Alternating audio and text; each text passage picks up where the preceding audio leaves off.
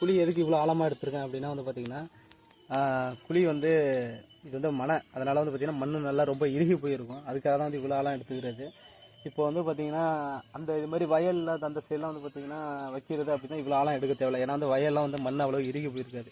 மண்ணுன்றதுனால வந்து நல்லா மண் இறுகி போயிருக்கும். அதுக்கு நல்லா தேவையான ஆழம் நல்லா ஃபுல்லாக எடுத்தாச்சு. கிட்டத்தட்ட 1.5க்கு 1.5 ஆழம் எடுத்துருக்கு. இதில் வந்து பார்த்திங்கன்னா கீழே வந்து என்ன போட போகிறோம் அப்படின்னா மோஸ்ட்லி இந்த இது மாதிரி தென்னை நார் இல்லை தென்னை மட்டை இது மாதிரி போடுங்க. ஏன்னா வந்து இது மாதிரி போட்டோன்னா இது வந்து தென்னை மட்டைனோட வந்து பார்த்திங்கன்னா கன்று வளர்கிறதுக்கு வந்து பார்த்திங்கன்னா நல்ல ஒரு எப்படி சொல்கிறேன்னா ஈரப்பதத்தை அப்படியே வச்சுக்கணும். தண்ணியை உறிஞ்சி அப்படி ஈரப்பதத்தை வச்சுக்கணும். நிறைய நர்சரிலாம் வந்து பார்த்திங்கன்னா கோகோ பீட்டு தான் போடுவாங்க. எதுக்காகனா அந்த கன்று வந்து அப்போ தான் வேறு உரத்துக்கு நல்ல ஈஸியாக இருக்கும். அதுக்காக தான் வந்து இது மாதிரி தென்னை நார் தென்னை மட்டை போடுறது ரொம்ப பெட்ரு. மக்கும் குப்பைகளை இதை சேர்த்துங்க. இப்போ அதுக்கடுத்து நம்ம என்ன பண்ண போகிறோம் அப்படின்னா